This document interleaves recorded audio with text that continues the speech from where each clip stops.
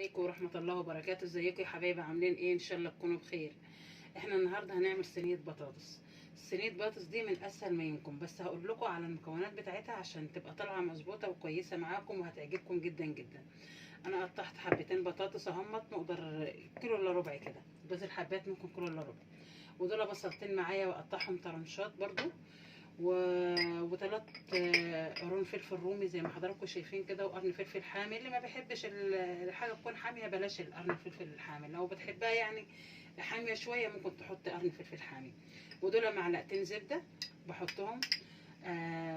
وده تابعوا معايا كده واحده واحده وانا هوريكم برضو. ودي يا جماعه حته تومه اهيت انا ببشره بس عشان خاطر بحطه في الفريزر مقدار راس تومه، يعني ده مقدار راس تومه. وبحط معايا 2 مكعب ماجي زي ما حضراتكم شايفين كده. ده كله بفضل اقلب مع بعضه، وبحط معايا نص معلقه فلفل اسود زي ما حضراتكم شايفيني كده. ما بحطش حاجه اكتر من كده، مش فاضل معايا بس الا الصلصه اللي هحطها زي ما حضراتكم شايفين كده. تفضلوا تقلبوا كده لحد ما تتشوح معايا البطاطس.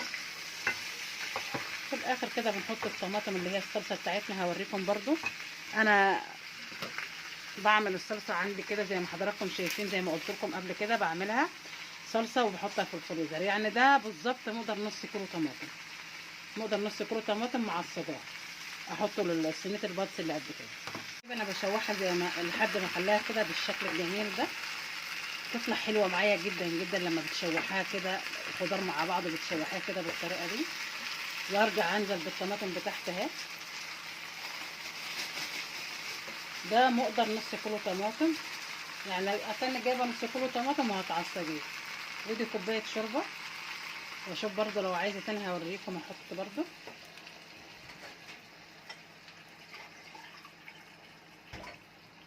يعني كوبايه ونص شوربه كده، او كوبايتين الا حاجه بسيطه، كوبايه العصير دي.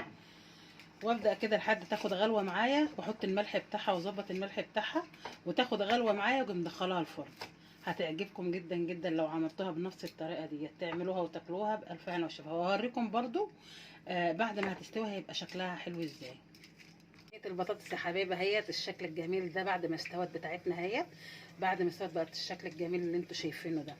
لو عملتوها بنفس الطريقه اللي انا قلت لكم عليها ديت هتعجبكم جدا جدا. تعملوها وتاكلوها بالف هنا وشفا.